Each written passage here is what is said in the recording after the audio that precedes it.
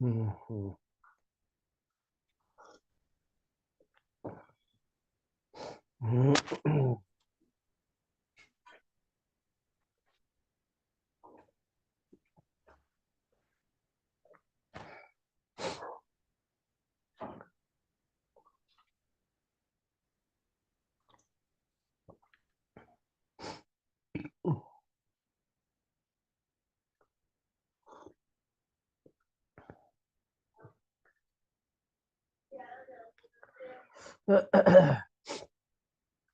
إن الحمد لله نحمده ونستعينه ونستغفره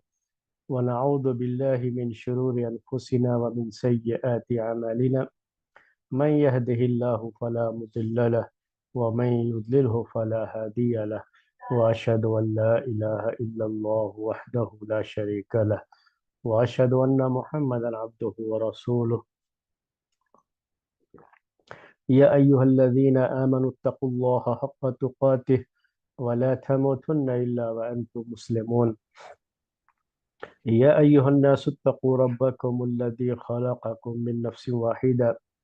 وخلق منها زوجها وبث منهما رجالا كثيرا ونساء واتقوا الله الذي تساءلون به والأرحام إن الله كان عليكم رقيبا يا أيها الذين آمنوا اتقوا الله وقولوا قولا سديدا يصلح لكم أعمالكم ويغفر لكم ذنوبكم ومن يطع الله ورسوله فقد فاز فوزا عظيما أما بعد فإن خير الحديث كتاب الله وخير الهدي هدي محمد صلى الله عليه وسلم وشر الأمور محدثاتها وكل محدثة بدعة وكل بدعة ضلالة وكل ضلالة في النار۔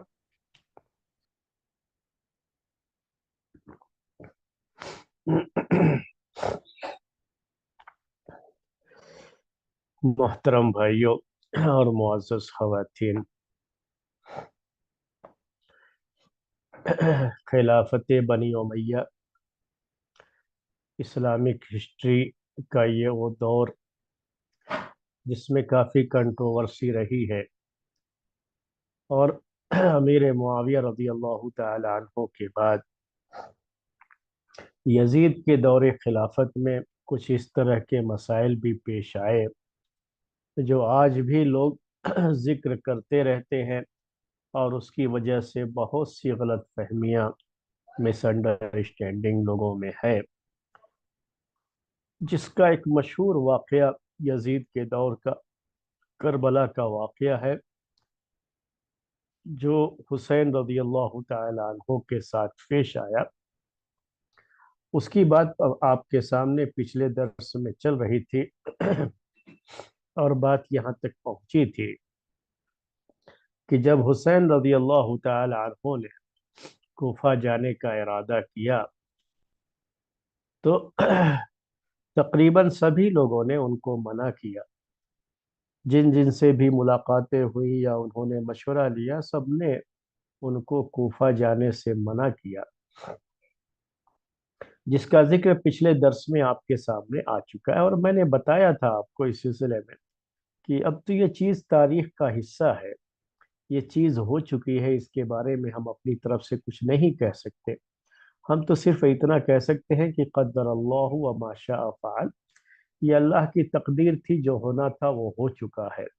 تو جو ہو چکا ہے ہم کو اس کے بارے میں تو کوئی بات نہیں کرنی ہے۔ اب وہ چیزیں جو ہے ہوئی، کیوں انہوں نے کسی کی بات تسلیم نہیں کی، ان کا دل کیا کہہ رہا تھا اس وقت، ان کی اپنی کیا رائے تھی جس کی وجہ سے وہ جانا چاہ رہے تھے کوفہ۔ بہرحال وہ کوفہ گئے، ان سب مخالفتوں کے باوجود، مختلف نصیحتوں کے باوجود انہوں نے کوفے کا ارادہ کیا، اور اپنے ارادے کو انہوں نے عملی جامہ پہنایا، وہ پیچھے نہیں لگے۔ ایک عزم تھا، ایک حوصلہ تھا، وہ حوصلے کے پہاڑ تھے، اور انہوں نے اپنے عزم سے پیچھے ہٹنے کو مناسب نہیں سمجھا، اور جیسا مقدر تھا اس کے لحاظ سے وہ آگے بڑھے۔ جب یہاں سے یہ نکلتے ہیں تو یہ ذی الحجہ کی 8 تاریخ ہوتی ہے، ذی الحجہ کی 8 تاریخ ہوتی ہے، اور وہ 8 تاریخ کو، ذی الحجہ کی 8 تاریخ، جسے یوم الترویہ کہا جاتا ہے، وہ مکے سے نکلتے ہیں کوفے کے لیے۔ ادھر تو اب یہ حسین رضی اللہ تعالیٰ عنہ کی بات تھی جو پچھلے درس میں آپ کے سامنے آ گئی، کہ وہ وہاں سے نکلے اور اپنے سفر کو انہوں نے جاری رکھا۔ آج کے درس میں یزید نے جب اس کو پتہ لگا کوفے کے بارے میں کہ کوفے کے حالات اچھے نہیں ہیں اور کوفے میں بغاوت کی آہٹ محسوس ہو رہی ہے، کوفے کے لوگ اندر اندر کچھ جو ہے سازشیں کر رہے ہیں اور حکومت کا تختہ پلٹنے کی کچھ کوششیں وہاں چل رہی ہیں، تو جب یزید کو یہ سب چیزیں پتہ لگی، جو کہ شام میں تھا، یزید وہی خلیفہ ہے، تو انہوں نے کیا کیا اس سلسلے میں، ان کی طرف سے کس طرح کے جو ہے احکامات آئے اور کس طرح کی تدبیریں کی گئیں، کون سے احتیاطات برتے گئے، اس کی بات آج کے درس میں آپ کے سامنے انشاءاللہ آئے گی۔ تو سب سے پہلی بات، جب یزید کو یہ پتہ لگا کہ حسین رضی اللہ تعالی عنہ نے کوفے والوں کی دعوت پر کوفہ آنے کا من بنا لیا ہے اور بالکل انہوں نے پکا ارادہ کر لیا ہے اور وہ پیچھے ہٹنے والے نہیں ہیں، تب انہوں نے، یزید نے، عبداللہ ابن عباس رضی اللہ تعالی عنہما کے پاس خط بھیجا۔ عبداللہ ابن عباس رضی اللہ تعالی عنہما کی اپنی علمی حیثیت بھی تھی، یعنی ان کا علمی مقام بھی تھا، اور ساتھ ہی ساتھ عبداللہ ابن عباس رضی اللہ تعالی عنہما فیملی کے لحاظ سے آپ دیکھیں، خاندانی پس منظر کے لحاظ سے آپ دیکھیں تو یہ بنو ہاشم کے ہی ہے، تو حسین رضی اللہ تعالی عنہ بھی بنو ہاشم کے ہیں اور یہ بھی بنو ہاشم کے ہیں، تو ان کا اپنا ایک اثر ہوگا اگر یہ حسین رضی اللہ تعالی عنہ کو سمجھائے۔ اس کے لیے یزید نے عبداللہ ابن عباس رضی اللہ تعالی عنہ کے پاس یہ خط بھیجا، کہا کہ کوفے والوں نے حسین کے پاس خطوط بھیجے ہیں اور ان کو خلافت کی امیدیں دلائی ہیں، آپ کو تو اس سلسلے میں بہت تجربہ ہے اور آپ جانتے ہیں کہ اس طرح سے ہماری جو رشتہ داریاں ہیں وہ رشتہ داریاں ٹوٹیں گی، رشتہ داریوں پر فرق بھی پڑے گا، آپ اہل بیت بنو ہاشم کے بڑے آدمی ہیں اور آپ کو سب لوگ جانتے بھی ہیں، پہچانتے بھی ہیں، آپ کی بات مانتے بھی ہیں، آپ کوشش کیجئے کہ ان کو، یعنی حسین رضی اللہ تعالی عنہ کو وہاں سے نکلنے سے روکے، اور امت میں کسی طرح کا بھی تفرقہ، افتراق اور اختلاف پیدا ہونے کی جو شکل ہو رہی ہے، یہ ان کے نکلنے کی وجہ سے یہ سب چیزیں پیدا ہوں گی، آپ اس چیز سے روکیں۔ تو بہرحال یزید نے پہلا قدم یہ اٹھایا کہ اس نے عبداللہ ابن عباس کے پاس خط بھیجا کہ آپ کسی بھی طرح سے حسین کو اس اقدام سے آگے بڑھنے سے روکیں۔ عبداللہ ابن عباس رضی اللہ تعالی عنہما نے جواب دیا اس کا، یزید کا، کہا کہ میں یہ سمجھتا ہوں، مجھے یہ امید ہے کہ حسین رضی اللہ تعالی عنہ کا یہاں سے نکلنا کسی ایسی چیز کے لیے نہ ہو جس کو کہ تم ناپسند کرتے ہو، اور میں اپنی طرف سے یہ امید دلاتا ہوں کہ میں پوری خیر خواہی برتوں گا، پوری نصیحت کروں گا، جہاں تک ہو سکے دلوں میں محبت باقی رہ جائے اس کے لیے میں پوری کوشش کروں گا اپنی طرف سے، اور کسی طرح کا کوئی ہنگامہ، کوئی فتنہ نہ ہو امت میں، اس کے لیے بھی میں پوری کوشش کروں گا۔ تو یہ بات تو ہوئی تھی کہ یزید نے عبداللہ ابن عباس رضی اللہ تعالی عنہما سے اس سلسلے میں یہ مدد طلب کی کہ وہ حسین رضی اللہ تعالی عنہ کو کوفہ جانے سے روکیں، انہیں بتائیں اور اس سلسلے میں انہیں نصیحت کریں۔ اس کے بعد ادھر کوفے کے حالات بڑی تیزی سے بدلنا شروع ہو گئے تھے، اور اب کوفے کے تعلق سے یزید نے کیا کچھ اسٹینڈ لیا، کس طرح کا موقف اختیار کیا، اس کے بارے میں کوفے کے حالات بہت تیزی سے بدلنا شروع ہو گئے تھے۔ مسلم بن عقیل کے پاس لوگ جاتے تھے، جن کو حسین رضی اللہ تعالی عنہ نے بھیجا تھا حالات کا جائزہ لینے کے لیے، اور لوگ ان کے ہاتھ پر بیعت کرتے جا رہے تھے۔ اس وقت کوفے کے امیر تھے نعمان بن بشیر رضی اللہ تعالی عنہما۔ نعمان بن بشیر مشہور صحابی ہیں اور صحابی کے بیٹے ہیں، دونوں باپ بیٹے صحابی ہیں۔ تو نعمان بن بشیر انصاری رضی اللہ تعالی عنہ، جب ان کو اس کے بارے میں خبر ہوئی کہ اس طرح سے لوگ کر رہے ہیں، تو انہوں نے ایک تقریر کی، لوگوں کو سمجھایا اور بتایا کہ اللہ کا تقوی اختیار کرو اور اس طرح سے امت میں کسی بھی تفرقے بازی کی کوشش نہ کرو، کیونکہ اگر ایسا کچھ ہوا، اختلاف ہوا، تو اس میں بہت سے لوگ مارے جائیں گے، خون بہیں گے، مال ضائع ہوگا، اور مختلف پریشانیوں کا لوگ شکار ہوں گے۔ اسی وجہ سے انہوں نے لوگوں کو سمجھانے کی کوشش کی، لیکن انہوں نے جو لوگوں کے ساتھ اسٹینڈ لیا وہ ذرا سخت قسم کا نہیں تھا، بہت ہی نرمی کے ساتھ انہوں نے لوگوں کو سمجھانے کی کوشش کی، اور کوشش یہ کی کہ جو ہے لوگ بات کو سمجھ جائیں، فتنے سے باز آ جائیں۔ انہوں نے اپنے طور پر کوشش تو کی، لیکن کوئی سخت قسم کا اسٹینڈ انہوں نے نہیں لیا اس میں۔ تو اس کے بعد یہ ہوا کہ چونکہ کوفے کے اندر یا مختلف شہروں میں بھی، مختلف علاقوں میں بھی لازمی طور پر جو حکومتیں ہوتی ہیں تو ان کے جاسوس بھی ہوتے ہیں، تو کوفے میں بھی بنو امیہ کی طرف سے عبداللہ بن مسلم بن سعید حضرمی، یہ بھی ایک جاسوس تھے جو شام کی طرف سے وہاں متعین کیے گئے تھے، اور ان کی ذمہ داری یہ تھی کہ وہ حالات کا جائزہ لیتے رہیں کہ وہاں پر کس طرح سے چیزیں ہو رہی ہیں۔ تو انہوں نے جا کر کے نعمان ابن بشیر کو سمجھایا، عبداللہ بن مسلم بن سعید حضرمی نے، کہ آپ جو یہ طریقہ اپنا رہے ہیں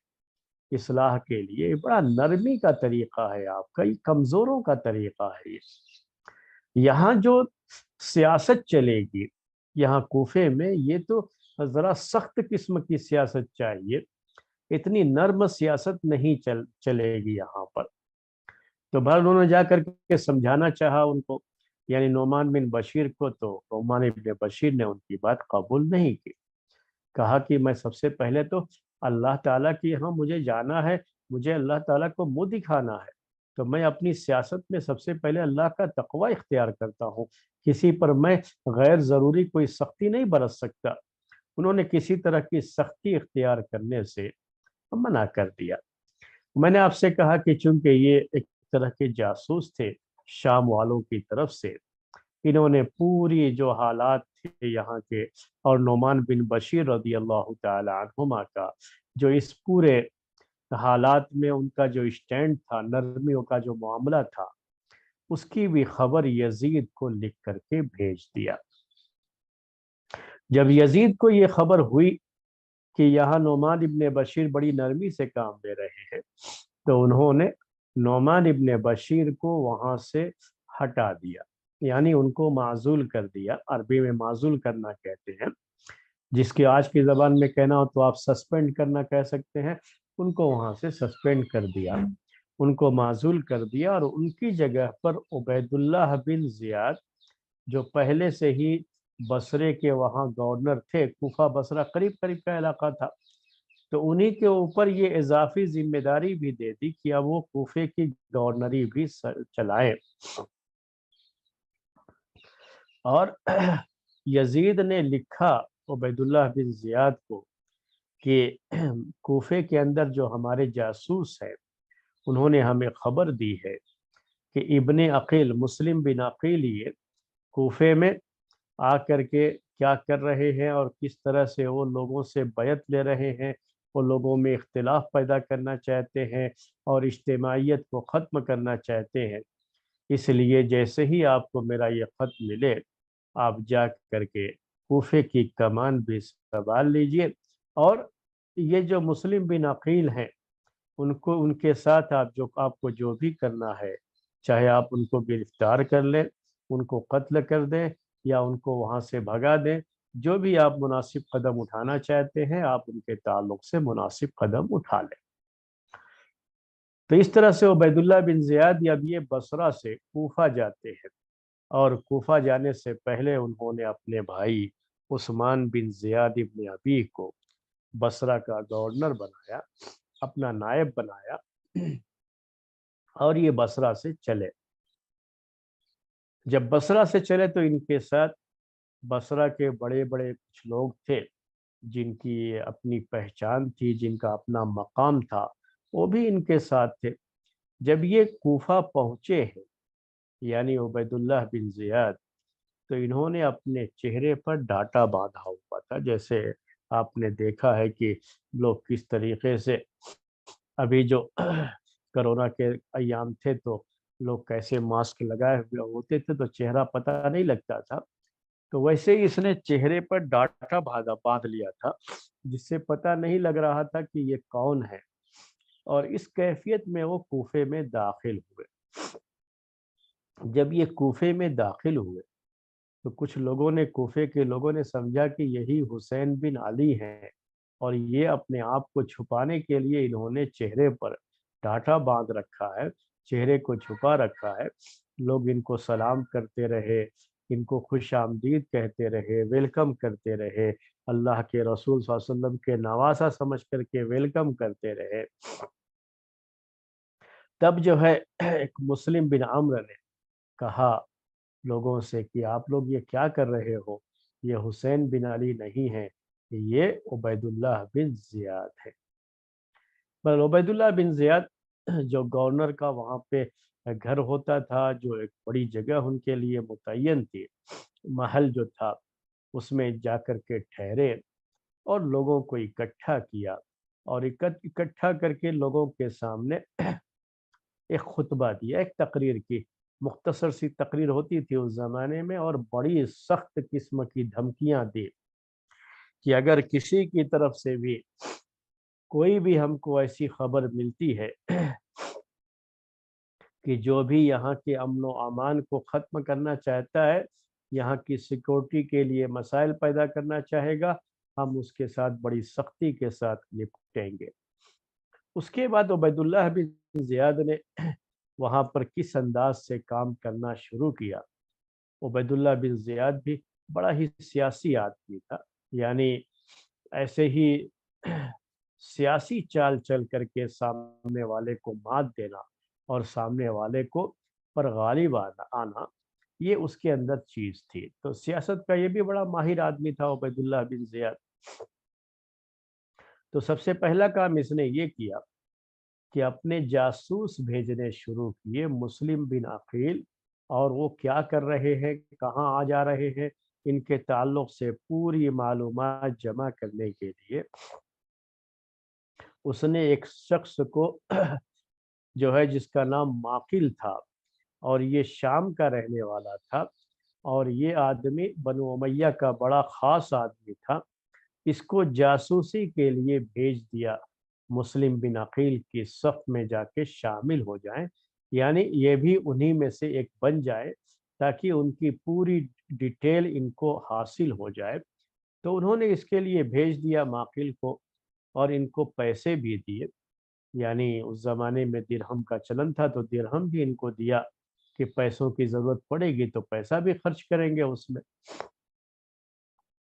अब इनका काम ये था माकिल का, कि किस तरह से ये मुस्लिम बिन अकील के पास पहुँचे। उसके लिए इन्होंने तरीका ये अपनाया कि पहले मस्जिद में गए, और मस्जिद में इन्होंने जाकर के देखा कि एक आदमी एक खम्बे के पास बड़ी जो है लंबी नमाजें बड़े खुशू खुजू के साथ पढ़ रहा है। तो जा करके बैठ करके उनका इंतजार करते रहे।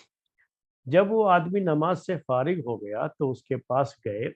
उसे सलाम किया, और कहा कि मैं एक बहुत ही जो है मशहूर यानी बहुत ही अहले बैत का बड़ा चाहने वाला आदमी हूँ, जिसे हम शिया कहते हैं, शियाने अली कहते हैं। कहा कि मैं उनका चाहने वाला आदमी हूँ, मैं यहाँ इसीलिए आया हुआ हूँ कि मैं, जो लोग भी यहाँ पर अली रदी अल्लाह ताला अन्हु और उनके बेटे अब उस हुसैन रदी अल्लाह ताला अन्हु के ताल्लुक से अंदर अंदर काम कर रहे हैं, मैं चाहता हूँ कि उनकी मदद करूँ। और ये 3,000 दिरहम है मेरे पास, मैं चाहता हूँ कि उनके पास पहुँचा दूँ, ताकि उनको पैसों की जो ज़रूरत है उनकी वो ज़रूरत पूरी हो जाए। तो उन्होंने तलब किया उनसे कि क्या आप मुझे वहाँ तक पहुँचा सकते हैं, ताकि मैं ये माल उन तक पहुँचा दूँ और मैं उनकी मदद कर सकूँ। पर उस आदमी को जब इत्मीनान हो गया इनके ताल्लुक से, यानी माकिल के ताल्लुक से, कि ये भी शियाने आली में से है,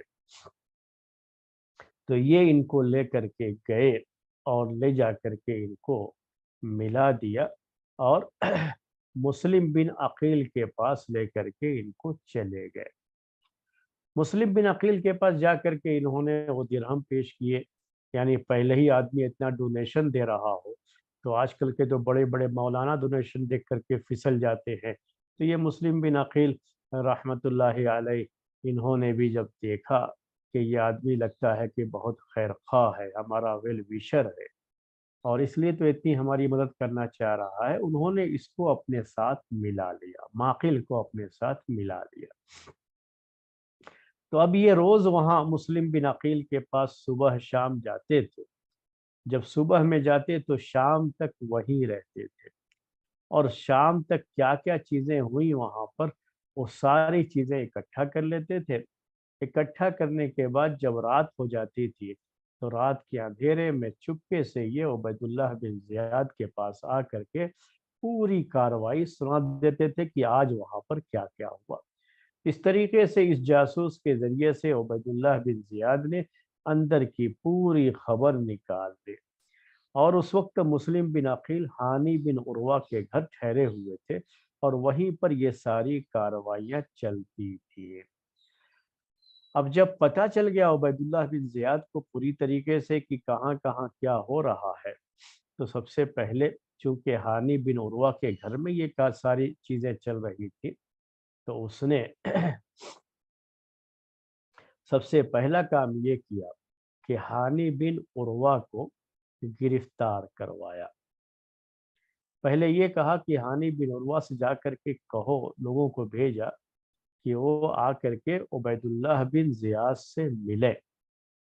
मिलने के लिए कहा कि उनसे जा करके कहो आ करके मिले हमसे। तो लोगों ने कहा जा करके कि वापसी में उबैदुल्लाह बिन जियाद से कि वो बीमार है, और इसी वजह से वो आपके पास मिलने नहीं आ सकते। तब जो है, चूंकि उबैदुल्लाह बिन जियाद को पूरी खबरें मिल चुकी थी अंदर से, अच्छी तरह से वो जानते थे कि क्या है, ये सब झूठी बातें हैं कि वो बीमार है। उन्होंने पूरा बता दिया कि उनके घर में दिन रात लोग आ रहे हैं जा रहे हैं, वहाँ ये सारा कुछ हो रहा है, और तुम लोग कह रहे हो कि वो बीमार है, और ये चीज़ जो है ये नहीं हो सकती, और वो जो है बीमार नहीं है, उनसे जा करके कहो कि तुम्हें उबैदुल्लाह बिन जियाद तलब कर रहे हैं। बहरहाल ये सारी चीज़ें जो है हुई, जब बहुत सख्ती के साथ ये बात कही गई, तब जो है हानी बिन उर्वा, ये उनके साथ, यानी जिनको भेजा था लाने के लिए उबैदुल्लाह बिन जियाद ने, उनके साथ वो चल करके या सवार हो करके पहुंचे उबैदुल्लाह बिन जियाद के पास। जब ये करीब पहुंचे उसके महल के, तब जो है इनके दिल में खौफ सा हुआ कि जो है कहीं मेरे साथ कोई बुरा सलूक न किया जाए, ये आदमी मुझे क्यों बुला रहा है। उनको जरा सा डर लगना शुरू हो गया। खैर, इनको जब वहां पे ले जाया गया, तब इन्होंने कहा, हानी बिन उर्वा ने, कि अय अमीर, आपने मुझे क्यों बुलाया है। उबैदुल्लाह बिन जियाद से कहा कि मुझे क्यों बुलाया। इब्ने जियाद ने कहा कि ये बताओ कि मुस्लिम बिन अकील और उनको जो तुमने अपने घर में पनाह दे रखी है,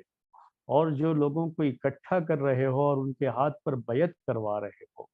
یہ سب کیا ہے؟ تو ہانی بن عروہ نے کہا کہ یہ سب تو میں نے کچھ نہیں کیا، مجھے تو کچھ نہیں پتا ہے۔ انہوں نے سرے سے سب کا انکار کر دیا کہ نہیں، ہمارے یہاں ایسا کچھ نہیں ہے۔ تو اس کے بعد عبید اللہ بن زیاد نے اپنے اس شامی جاسوس کو بلایا جو صبح شام وہاں جایا کرتا تھا، اس کو بلایا اور کہا کہ ذرا ان کو بتاؤ کہ وہاں کیا کیا ہو رہا ہے۔ جب دیکھا ہانی بن عروہ نے اس شخص کو یعنی معقل کو، تب وہ سمجھ گئے کہ یہ جاسوس تھا اور یہ ہماری پوری خبریں لا کر کے یہاں پر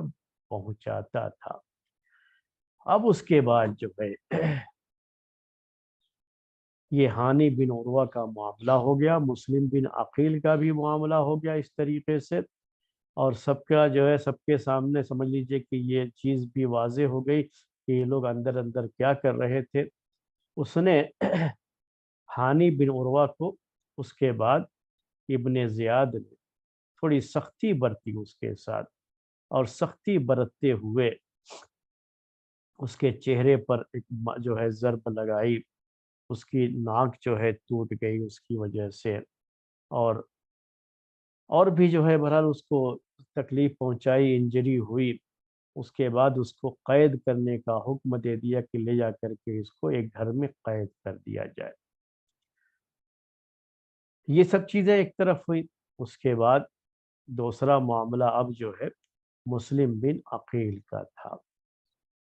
لوگوں نے اس سلسلے میں بڑی کوشش کی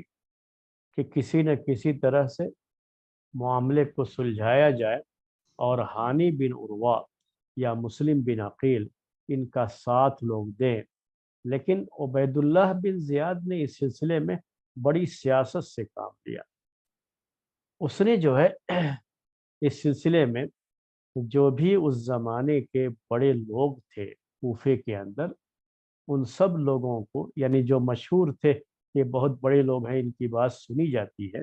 ان سب کو جمع کیا، اور جمع کرنے کے بعد یہ سوچا کہ ان سب کے سامنے ان کی کرتوت کو یعنی ہانی بن عروہ اور مسلم بن عقیل کے تعلق سے باتیں پیش کر دی جائیں، تاکہ لوگ اس بات کو سمجھیں کہ یہ لوگ غلط کر رہے تھے، اس لیے ان کے ساتھ جو سلوک کیا جا رہا ہے وہ صحیح ہے، ان کے ساتھ جو برتاؤ کیا جا رہا ہے وہ صحیح ہے۔ ایک طرف تو عبید اللہ بن زیاد نے یہ کوشش کی، دوسری طرف مسلم بن عقیل کو جب یہ پتا چلا کہ ہانی بن عروہ کو قید کر لیا گیا ہے، ان کو زخمی کیا گیا ہے، تب اس نے اپنے ان ساتھیوں کو بلانا شروع کر دیا جنہوں نے اس کے ہاتھ پر بیعت کی تھی، اور کوفے کے وہ لوگ جو کہ ساتھ دینے کے لیے تیار تھے ان کو اس نے جمع کرنا شروع کر دیا، اور تقریباً 4000 لوگ اس کے لیے جمع ہو گئے، اور اس طرح سے ان سب کے ساتھ اس نے لوگوں کو لے کر کے یہ کوشش کیا کہ ابن زیاد تک پہنچے، اور پہنچ کر کے ابن زیاد کے ہاتھ سے ہانی بن عروہ کو چھوڑائے اور ابن زیاد کے خلاف کارروائی کریں یہ لوگ۔ اتنی بڑی تعداد لے کر کے اس کے محل کی طرف یہ لے کر کے چلے۔ جب یہ لوگ وہاں اس کے محل کی طرف گئے تو میں نے ابھی آپ سے بتایا تھا کہ عبید اللہ بن زیاد نے بڑے بڑے لوگوں کو پہلے ہی سے اکٹھا کر رکھا تھا۔ اب ان سب کو کہا کہ جائیے آپ لوگ نصیحت کیجئے ان لوگوں کو بتائیے کہ آج اگر یہ لوگ میرے ساتھ یہاں کچھ کرتے ہیں یا ہمارے خلاف کچھ کرتے ہیں تو مسئلہ یہی ختم نہیں نہ ہو جائے گا۔ شام والوں کو پتہ چلے گا تو وہاں سے دوسری فوجیں آ جائیں گی، اور کب تک یہ لوگ اس شام کی فوج کا مقابلہ کر سکیں گے؟ یہ لوگ ان کا مقابلہ نہیں کر سکیں گے، اس لیے آپ جا کر کے ان کو سمجھائیے کہ یہ لوگ اپنے اپنے گھروں کو واپس چلے جائیں۔ اب چونکہ یہ لوگ بڑے لوگ تھے وہاں کے یعنی کوفے کے، اس طرح سے انہوں نے سمجھانا شروع کیا لوگوں کو، اور لوگوں کو حوالہ دینا شروع کیا कि आज अगर आप यहाँ इसमें से किसी भी एक आदमी को मारोगे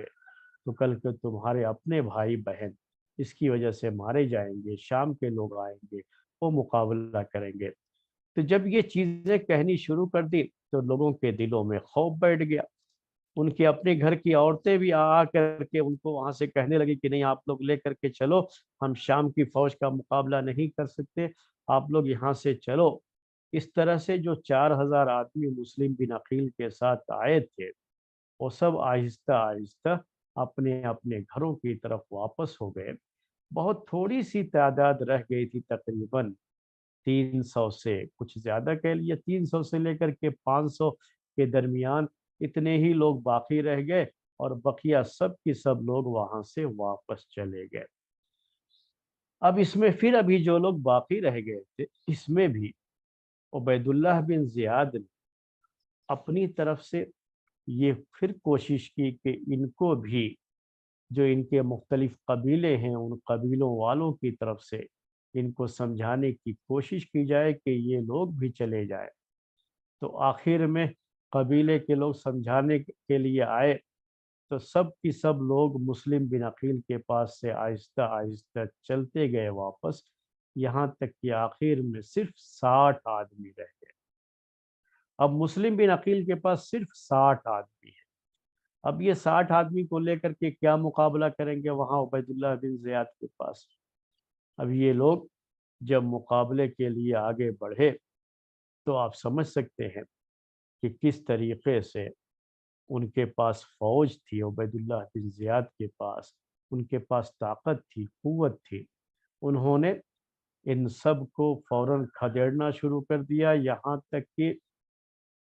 मुस्लिम बिन अकील का सब ने साथ छोड़ दिया, सब भाग गए वहां से। और कोशिश भी यही थी कि उनके साथ इस तरह का मामला किया जाए कि ये लोग जहां रास्ता पाए वहां से भाग निकले। उनको मारने के बजाय ज्यादा कोशिश यही की गई थी कि ये लोग वहां से भाग जाए। तो सब आहिस्ता आहिस्ता भाग गए, यहाँ तक कि मुस्लिम बिन अकील को उन रास्तों पर, कूफे के उन रास्तों पर अकेला छोड़ दिया उन्होंने। इस तरह से मुस्लिम बिन अकील को गिरफ्तार कर लिया गया। और गिरफ्तार कर लेने के बाद आप समझ सकते हैं कि यानी फौरी तौर पर गिरफ्तारी का मसला भी नहीं हुआ। वो अकेले रह गए थे तो वहाँ करीब में एक घर था, उस घर में दाखिल हो गए। और जब उस घर में दाखिल हुए तो एक औरत थी वहां पर, उनसे कहा उन्होंने कि मुझे पानी पिलाइए। उस औरत ने पानी पिलाया, वहां कुछ देर ठहरे रहे। उसके बाद ये कहा उन्होंने, मुस्लिम बिन अकील से औरत ने कहा कि मुझे आपके बारे में कुछ शुबहा हो रहा है, आप कौन हैं, आप यहाँ क्यों आए हैं। तो उन्होंने कहा कि मैं मुस्लिम बिन अकील हूँ, क्या तुम्हारे पास ठहरने के लिए कोई जगह है, कोई मुनासिब जगह हो तो मुझे छुपा दो, क्योंकि मेरे जान के दुश्मन हैं ये लोग, मेरे पीछे पड़े हुए। उसके बाद इन्होंने कोशिश की, इनको जो है अपने जो है एक क्या कहते हैं, उनका एक बेटा जो है औरत का, मोहम्मद बिन अशस का मौला था, तो इसको इस उसके पास ये लेकर के चली। और उसके बाद जो है हुआ ये कि उबैदुल्लाह बिन जियाद ने उसका जो भी, जो पुलिस थी उसकी, उसने मुस्लिम बिन अकील के पास भेज करके कोशिश ये किया कि जो है यानी मुस्लिम बिन अकील की जो पुलिस थी उसके पास भेज करके कोशिश ये किया कि इनके लिए, यानी मुस्लिम बिन अकील के लिए उस मौला ने ये कोशिश की कि मुस्लिम बिन अकील के लिए अमान नामा लिखवा दिया जाए। अमान नामा का मतलब ये होता था, मैं आपको उर्दू का ये लफ्ज, कि इनको कोई कत्ल नहीं करेगा, इनकी जान बख्श दी जाए, ये चीज उसने तलब की। उसके बाद बहरहाल ये चीजें हुई। इधर जो है उबैदुल्ला बिन जियाद चूंकि लोगों को हुक्म दे चुका था कि इनको लेकर के मुस्लिम बिन अकील को जैसे भी हो उनके पास हाजिर किया जाए। बहरहाल इनके इस मुस्लिम बिन अकील को हाजिर किया गया उबैदुल्लाह बिन जियाद के पास। और वहां पर जब उसको पहुंचाया गया तो ये भी कहा गया کہ ہم نے اس کو امان دے دی ہے، یعنی اس کو کوئی قتل نہیں کرے گا۔ لیکن بہرحال عبید اللہ بن زیاد نے اسے قبول نہیں کیا، اور عبید اللہ بن زیاد نے اسے قتل کر دیا۔ کن کو جو ہے، یہ مسلم بن عقیل کو قتل کرنے کا حکم دیا۔ لیکن مسلم بن عقیل نے جب اس کے ساتھ جو ہے اس طرح کی چیز ہوئی، اور اس کو یہ ہوا کہ اب مجھے قتل کر دیا جائے گا، تو اس نے یہ کہا کہ ٹھیک ہے، آپ لوگ مجھے قتل کر دیتے ہیں، کہ لیکن مجھے کچھ وصیت کرنے دیجیے، اور جو ہے کچھ میری باتیں ہیں وہ میری باتیں آپ لوگ پہنچوا دیجیے۔ تو اس میں سے ایک بات انہوں نے یہ ذکر کی کہ آپ کسی طریقے سے حسین رضی اللہ تعالیٰ عنہ کے پاس میرا یہ پیغام پہنچوا دیجیے کہ وہ وہاں سے یہاں کوفہ نہ آئیں۔ یہاں کے حالات اب پہلے جیسے نہیں ہیں، اور یہ ہمارے ساتھ جو کچھ بھی ہوا ہے اس کی پوری خبر ان کو پہنچا دی جائے کہ اب ہم گرفتار کر لیے گئے ہیں، وہ بھی یہاں آئیں گے تو ان کے ساتھ بھی یہی سلوک کیا جائے گا، اس لیے وہ واپس ہو جائے، اگر کہیں راستے میں ہے تو واپس ہو جائے۔ بہرحال تو انہوں نے یہ خط بھی جو ہے یہ پیغام بھیجنے کے لیے کہا، اور مسلم بن عقیل کو بہرحال قتل کر دیا گیا۔ اس کے بعد ہانی بن عروہ کو بھی قتل کر دیا گیا، اور جتنے بھی ان لوگوں کا ساتھ دینے والے لوگ تھے، جس کو بھی جیسا موقع ملا اس کے لحاظ سے اسے قتل کر دیا گیا۔ اس طرح سے ان لوگوں کا قلع قمع کر دیا گیا، یعنی ان لوگوں کو پورے طریقے سے ختم کر دیا گیا، چاہے وہ مسلم بن عقیل ہوں، ہانی بن عروہ ہوں، یا ان کا ساتھ دینے والے جو لوگ بھی تھے، ان سب کے ساتھ اتنا سختی کے ساتھ برتاؤ کیا گیا کہ آگے جا کر کے اب کوئی اس طرح کی کوئی جرأت نہ کرے کہ خلیفہ کے خلاف کسی طرح کی کوئی بغاوت کے بارے میں کوئی بات سوچے۔ اس کے لیے یہ پوری چیزیں کر دی گئی۔ تو یہ ایک طرف چیز ہو گئی جو کہ کوفے میں تھی۔ ادھر جو ہے حسین رضی اللہ تعالی عنہ کی بات ہم نے بیان کی آپ کے سامنے کہ وہ وہاں سے نکل چکے تھے، اور ادھر یہ بات تھی کہ ان کے نکلنے کے بعد کوفے کے حالات میں یہ تبدیلیاں ہو گئی تھی، اور جن کے بھروسے پر یہ وہاں سے نکلے ہوئے تھے وہ خود یہاں پر قید کر لیے گئے، قتل کر دیے گئے، اور جتنے لوگ بھی ان کے بہت قریبی تھے وہ سب کی سب مارے گئے۔ بقیہ لوگوں نے ساتھ چھوڑ دیا، انہوں نے بیعت ضرور کی تھی لیکن انہوں نے ساتھ چھوڑ دیا، وہ ساتھ دینے کے لیے تیار نہیں ہوئے۔ ایک طرف یہ چیز ہو رہی تھی، اور دوسری طرف حسین رضی اللہ تعالی عنہ مکے سے نکل کر کے وہ کوفے کی طرف روانہ ہو چکے ہیں، راستے میں ہیں۔ اب راستے میں کیا چیز ہوتی ہے اس کے بارے میں تھوڑی بات آپ کو بتاتے ہیں۔ میں نے آپ سے کہا کہ حسین رضی اللہ تعالی عنہ کے پاس یہ خبر بھیجی گئی کہ وہ واپس ہو جائیں اور کوفے کو نہ آئیں۔ آخری بات یہی تھی جو مسلم بن عقیل نے لوگوں سے کہا تھا کہ ان کو یہ خبر بھیج دی جائے۔ ادھر جو ہے مروان بن حکم یہ مدینے کے گورنر تھے اس وقت، انہوں نے یہ خط لکھ دیا تھا ابن زیاد کو کہ یہ حسین آپ کی طرف جا رہے ہیں، یعنی حسین رضی اللہ تعالی عنہ نے کوفے کا ارادہ کیا ہے، یہ آپ کی طرف جا رہے ہیں۔ اور اس طرح کی بات بھی عمر بن سعید بن عاص نے لکھی کہ حسین رضی اللہ تعالی عنہ کے ساتھ اچھا سلوک کیا جائے، اور ان کے ساتھ کسی طرح کی سختی کے ساتھ پیش نہ آ جائے۔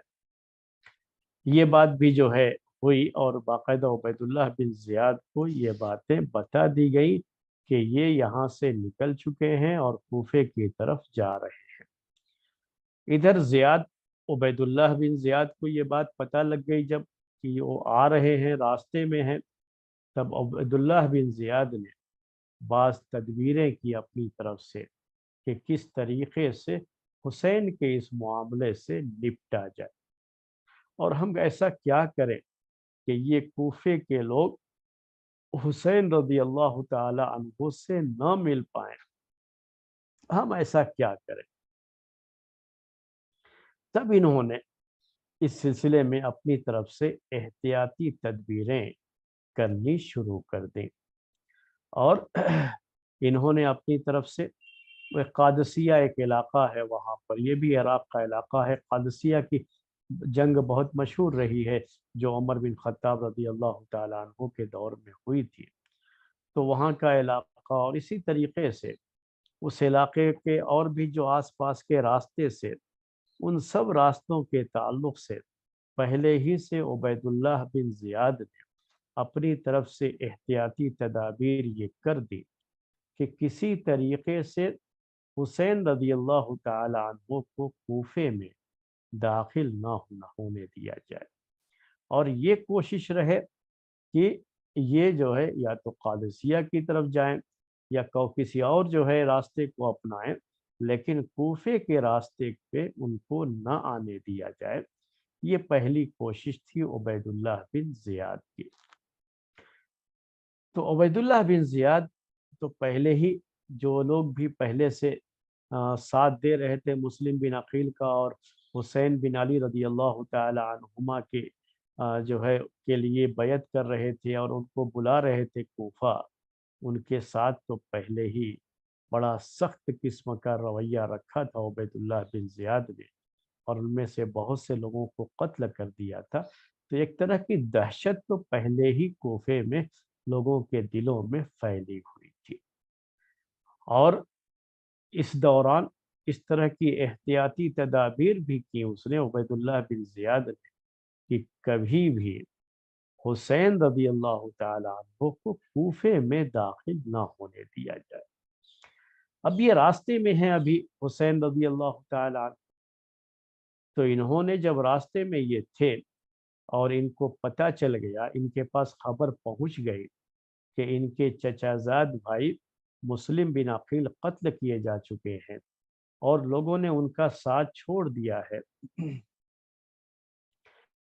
और अब यहाँ से इनके लिए कूफा जाना एक बड़ा जो है, समझ लीजिए कि जान जोखम का काम है। लोगों को ये चीज़ जो है उनको पता लग गई थी उस वक्त।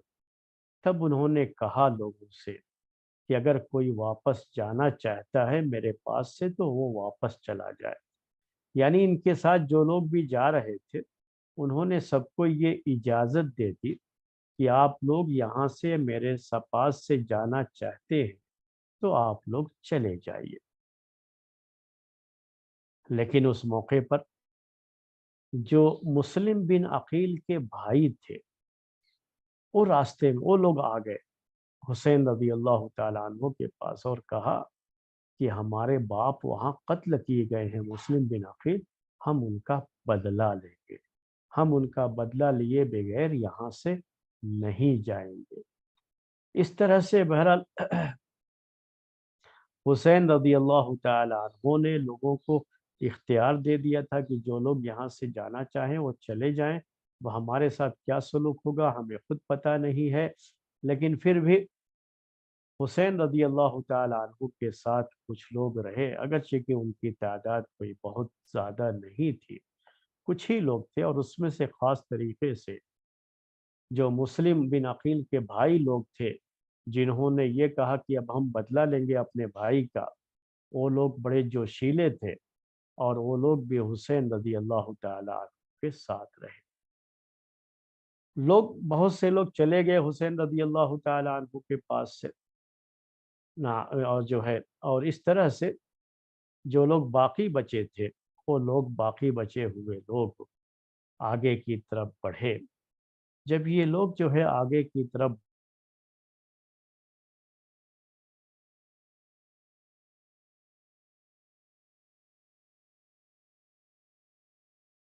ने इस तरह का इंतज़ाम कर रखा था कि ये कूफे में दाखिल ना होने पाए, और कोशिश यही थी कि इनको बाहर ही कूफे के बाहर ही रोक दिया जाए। तो उबैदुल्लाह बिन ज़ियाद ने भी अपनी फ़ौज के कुछ लोगों को आगे भेज दिया था ताकि ये लोग रास्ते में ही इनका مقابلہ کر سکیں اور ان کو راستے میں ہی روک سکیں۔ اور اس طرح سے حسین رضی اللہ تعالی عنہ کو راستے میں روکا گیا، اور راستے میں جب روکا گیا تو حسین رضی اللہ تعالی عنہ کو یہاں پر تھوڑا جو ہے مسئلہ ہوا۔ انہوں نے جو ہے اس سلسلے میں کچھ جو ہے اس طرح کی چیزیں لوگوں کے سامنے رکھی کہ ہم جو ہے اس سلسلے میں کیا کر سکتے ہیں اور کون سا راستہ انہیں اختیار کرنا ہو، کیا کرنا ہو۔ اس طرح سے کچھ باتیں بھی ان کے ساتھ ہوئی، اگرچہ کہ یہ لوگ کوفے کے تھے اور عبید اللہ بن زیاد کی طرف سے آئے ہوئے تھے، لیکن راستے میں جب ان کی ملاقات ہو گئی حسین رضی اللہ تعالی عنہ سے، تو حسین رضی اللہ تعالی عنہ نے جب نماز کا وقت ہوا تو سب کو نماز انہوں نے پڑھائی، اور وہاں پر بھی پوری کوشش یہ کی گئی کہ حالات کو یہاں سے بہتر کر لیا جائے اور کوئی پریشانی کسی طرح کی نہ ہو۔ اور اس طرح سے حسین رضی اللہ تعالی عنہ کربلا پہنچے۔ جب کربلا پہنچے، کربلا جگہ کا نام، اب آج کل یہ علاقہ مشہور ہو گیا ہے، اس وقت وہ ایک جگہ تھی بس کربلا، اور اس کربلا تک پہنچے حسین رضی اللہ تعالی عنہ تو عمر بن سعد، یہ عمر بن سعد ابن ابی وقاص، سعد ابن ابی وقاص جو مشہور صحابی ہیں، یہ ان کے بیٹے ہیں، یہ اس وقت وہاں پہنچے، اور ان کے ساتھ جو ہے شمر بن ذل جوشن اور حسین بن تمیم بھی تھے۔ یہ سارے کی یہ سارے کے سارے لوگ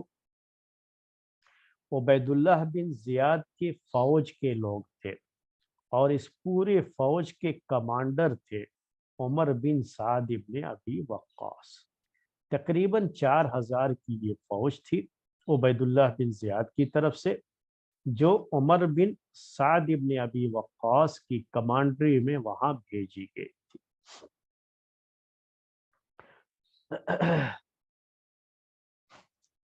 عبید اللہ بن زیاد نے ان کو بھیجا تھا حسین رضی اللہ تعالی عنہ کی طرف۔